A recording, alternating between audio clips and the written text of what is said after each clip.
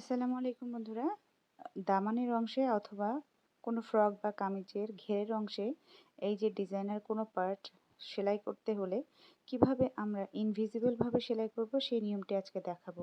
অর্থাৎ সেলাইটা বাহির থেকে দেখা যাবে না, মার্জিনের কাপড় থাকবে না, এটা সম্পূর্ণ ভেতরের পাশে থাকবে। কিভাবে এটা করা হয় সেটাই আজকে দেখাচ্ছি। এখানে আমি প্রায় ৩ ইঞ্চি পরিমাণ চওড়া কাপড় নিয়ে নিয়েছি, যেটাকে আমি বেশ কয়েকটি টুকরো করে একই পরিমাণে একই সমানের আমি টুকরো নিয়ে নিয়েছি। যেহেতু আমি একটি ফ্রকে ঘেরের অংশে এই কাপড়টাকে আমি ডিজাইন হিসেবে ব্যবহার করব, তাই অনেক বেশি পরিমাণে কাপড় আমার প্রয়োজন। আমি আমার ঘের অনুযায়ী এখানে কাপড়ের কিছু টুকরো নিয়ে নিয়েছি, আর সেগুলোকেই সুন্দর করে আমি একটির সাথে আরেকটিকে জোড়া লাগিয়ে নিচ্ছি।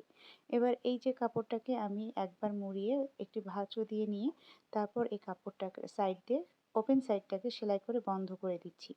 আর এভাবে আমি পুরো কাপড়টাকে, অর্থাৎ যতটুকু আমি কাপড়ের টুকরো নিয়েছি যেগুলোকে আমি জোড়া লাগিয়েছি, সম্পূর্ণ কাপড়টাকে এই সেম ভাবেই আমি সেলাই করে নেব। আর এই যে আমার সেলাই করা হয়ে গেছে, এবার এই যে ঘেরের অংশে আমি এটাকে জয়েন করব। আচ্ছা, কাপড়টাকে আমি কিভাবে ধরলাম, আমি ফ্রকের যে কাপড়টা রয়েছে সেটাকে সোজা পাশ উপরের দিকে রেখেছি। আবার আ ডিজাইনের যে অংশটা, সেটার সোজা পাশটা আমি নিচের দিকে রেখেছি।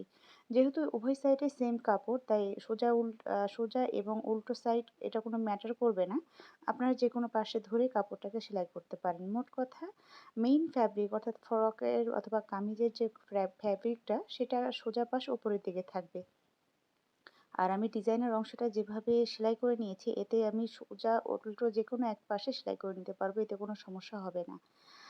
আর এখন আমি এই যে নিচের দামানের অংশে পুরোটা কাপড় জুড়ে আমি এখন সেম ভাবে সেলাই করে লাগিয়ে নিচ্ছি। আজকের ভিডিওটা যদি আপনি ফেসবুক থেকে দেখে থাকেন, অবশ্যই আমার পেজটাকে ফলো দিয়ে রাখবেন নতুন নতুন ভিডিও পাওয়ার জন্য। আর যদি ইউটিউব চ্যানেল থেকে দেখে থাকেন, অবশ্যই আমার চ্যানেলটাকে সাবস্ক্রাইব করে রাখবেন।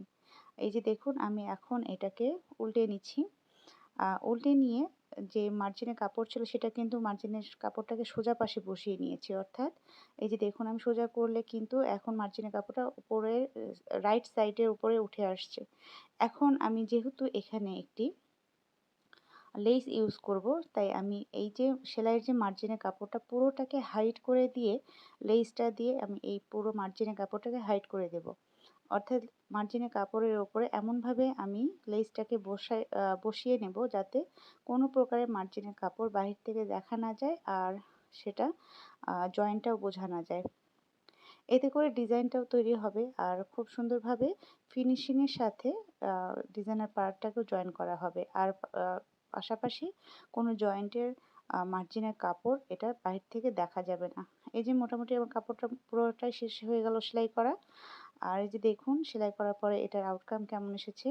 তবে তার আগে আমি আরও একটি সেলাই দিয়ে দিচ্ছি, যেহেতু এটা লেসটার দুটো সাইডেই আছে, মানে লেসটা একটু চওড়া, আমি দুটো সাইড সেলাই করে দিয়ে এটার এটাকে আমি ভালোমতো বসিয়ে নেব যাতে উঠে না আসে। আর হ্যাঁ, এখানে কিন্তু মার্জিনে যে কাপড়ের সুতো যেটাই থাকবে সেটাই আপনারা হাতে রিমুভ করে নেবেন। এই যে দেখুন, আমার সেলাই করা কমপ্লিট হয়ে গেছে। এটার রাইট সাইড থেকেও এটা বোঝার উপায় নেই যে এখানে মার্জিনের কাপড়টাকে আমি সোজা পাশে বসিয়ে নিয়েছি। আর উল্টো সাইড থেকেও কোনো মার্জিনের কাপড় দেখা